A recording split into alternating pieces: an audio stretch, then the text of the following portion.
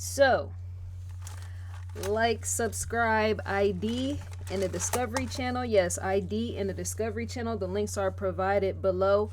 Get that Discovery Go app as well as that ID Go app. You might want to get those two things, combine them, make them into one. And I'm a Discovery influencer. That's indeed a fact. I'm a Discovery influencer. So, a mom drowns her autistic son. An odd situation. What mother would want to drown a son that is a special needs child? I want you, the viewer, to question that sort of thing. Why would somebody want to do that sort of thing? Each person will have a different opinion on that, right? I'm thinking that's something you wouldn't want to do, right?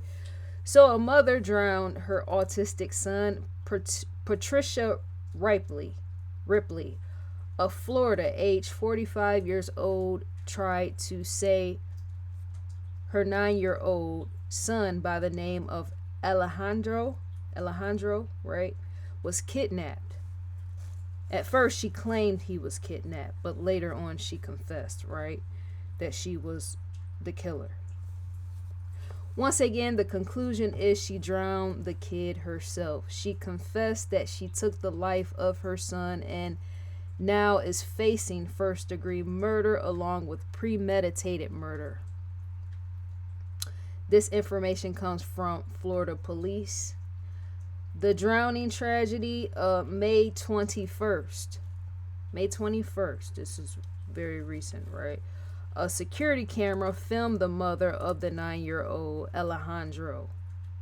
It could be seen on the footage of her pushing the 9-year-old into the water, which is known as a canal, right? Where all took place. The location being Southwest Miami-Dade. When I think about that, because see, to have an autistic child is to have so many options if there's an issue. There's resources and ways, right, to handle a situation like that if it becomes unbearable raising an autistic son. This child had a mother as well as the mother was married, so she had a husband, right? An eyewitness noticed what looked like Patricia, the mother of the 9-year-old, right? Alejandro's mother. The eyewitness saw. There's footage. I want you to Google that so you can see for yourself. Because when I looked at the footage, you know how security footage is oftentimes when you look at it, it's not really all that clean. But when I previewed it, it was completely there, as in you could see with your own two eyes the first incident. But she actually put him in water. This was two different events that occurred, situations that occurred with her. The first time he didn't drown because he was rescued. The second time he did drown. Two different incidents. Well, not incidents. Two guilty situations on the hands of the mother, right? He drowned the second go round because no one was around. So Alejandro was then seen on footage plunging into the water. That was the first situation that took place. The mother acted as if she was giving the child a hug, or we don't really know in depth if it was an act. It appeared to me like as if it was, right? An eyewitness noticed the mother giving a hug to her son, and then the child was then seen on footage as well, the tape, plunging into the water. Yeah, I want you to once again review that video, right? Before Alejandro plunged into the water, the eyewitness stated the mother and son they hugged, right? And I stated that before, but the eyewitness said that nothing looked out of the norm, as in nothing looked or appeared worrisome to the eyewitness. Because sometimes you can feel even an instinct being an eyewitness, but the eyewitness felt at that time that nothing felt sketchy or anything like that, right? Nothing felt out of the norm or anything, right? And then that's when the eyewitness screamed, which was heard by the mother of Alejandro, which led to the mother screaming after the mother heard the eyewitness scream. So the mother, in fact, gave the young boy a hug, right? She then pushed him into the water. The eyewitness screamed, but the mother didn't scream. The mother waited to scream till after the eyewitness screamed, which the eyewitness stands in question of that to this day. The eyewitness felt that it was odd. The eyewitness felt that the mother of the child's behavior was strange, because if the eyewitness had not screamed, right, if the eyewitness didn't scream or say anything, that's to say the mother of the child wouldn't have did anything. She probably would have just pushed him in the water and walked away, right? Remember, Patricia was the mother and not, yes, Patricia was the mother and not the child's friend. You would think she would be the first screaming and not some random individual, right? It was nearby residents who pulled Alejandro from the water. Just 1 hour after the residents pulled him out of the water, the mother then took her son. This becomes the event number 2. That was the first scenario that happened. This is the second one. Just 1 hour after the residents pulled him out of the water, the mother then took her son to a lake which was close by. 1 hour after trying to drown him that first time, she takes him somewhere else, right? To a whole different location. Yet there was no one available to save him, which ended up, he ended up dying, of course. He drowned. When the mother called 911, she said 2 grown men. She lied over the phone. The mother, in fact, lied on the 911 call, right? She said 2 grown men bombarded her, boxed her in her car. They boxed her in and wouldn't let her out. That's when supposedly the 2 men abducted the little 9-year-old, right? And she's saying the lie with that sort of thing, the child being abducted, it was, the whole situation was a lie, right? On her own end. She was saying the reason why the 2 adult men abducted her son was they were demanding drugs in which she could not provide at that time. That was the lie, right? Not true. So Alejandro was in the lake floating, dead, and he was found the next day by someone strolling by. That's sad in itself. In the end, Patricia admitted to killing her 9-year-old son. She told police herself that Alejandro, I keep wanting to mess up his name, Alejandro was going to be in a better place. That's what she told police when she came out and confessed, as in admitted to killing him. She told them once again he was going to be in a better place, which is why she took his life. She felt that, right? So in a sense, she felt that it would be better off for him to be dead.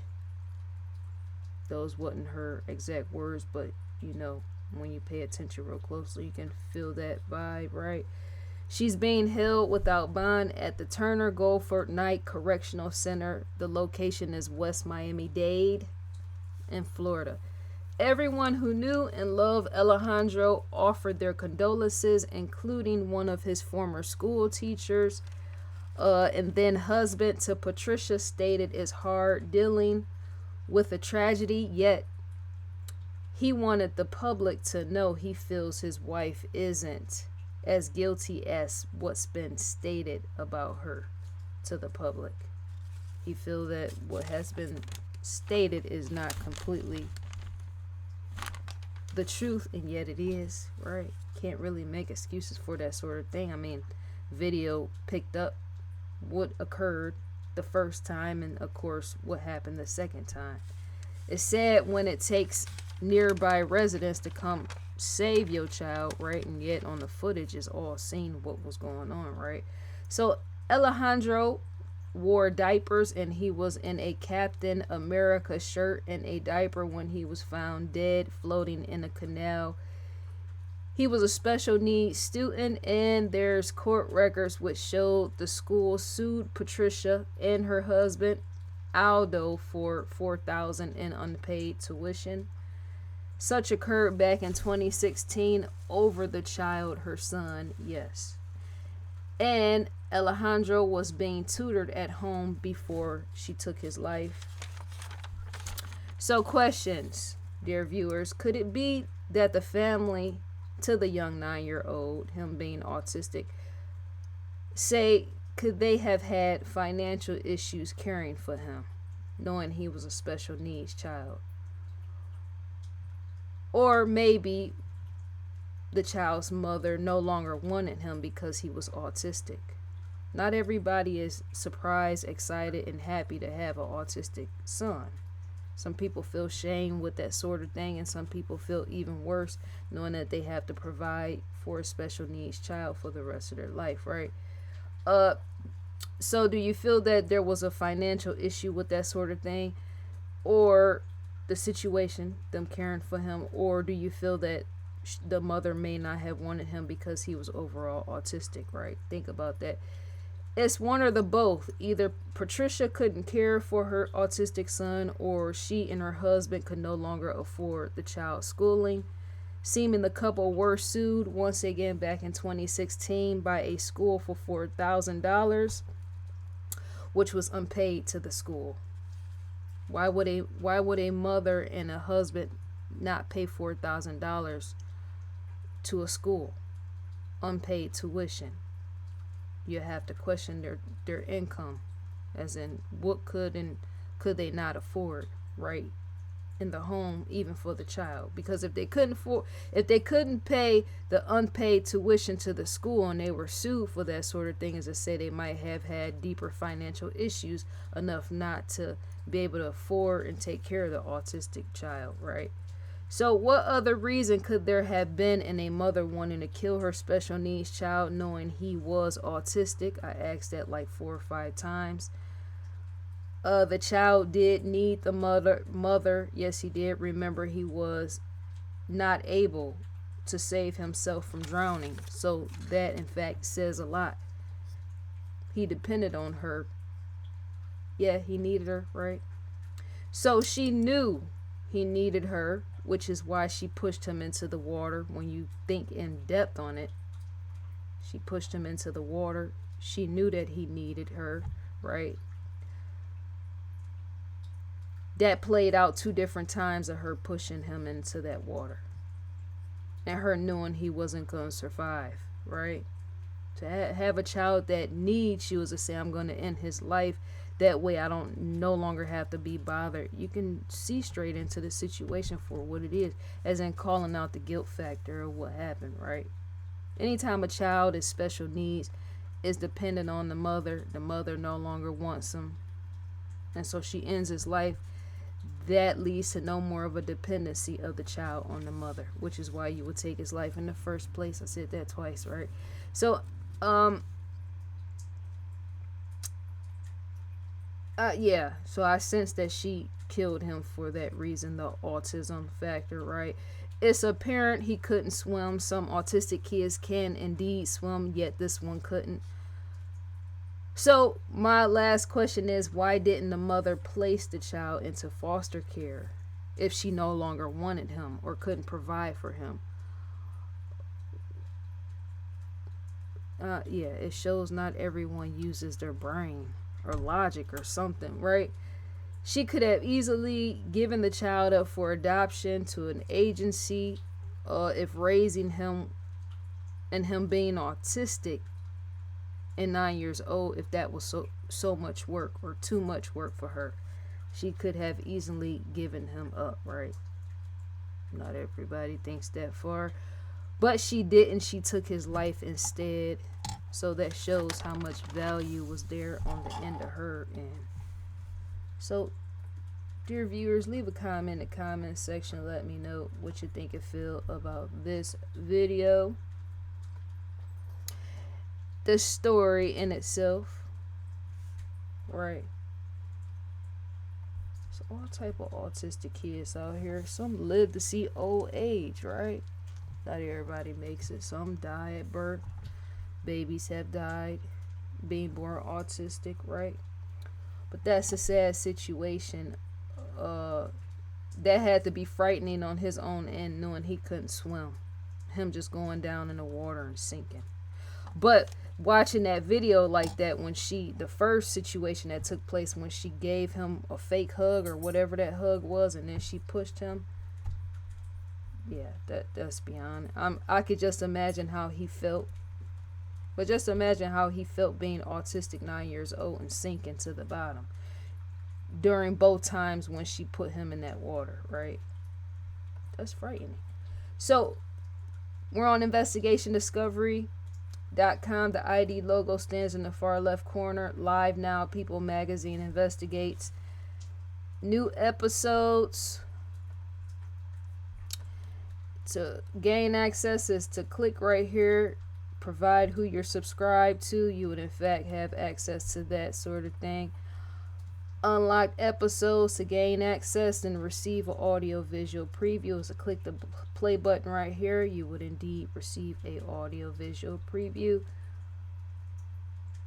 Still scrolling down. Recommended for you. Shouts out to Lieutenant Joe Kenda as well as Paula.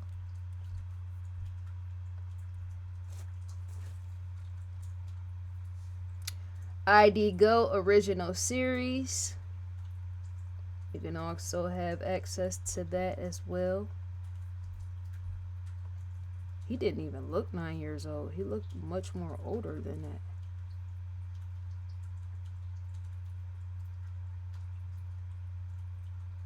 Let me see.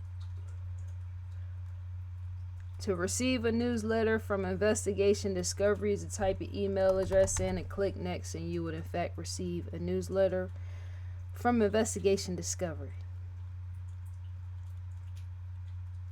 So yeah, once again, dear viewers, leave a comment in the comment section. Let me know what you think and feel about the video as well as the story.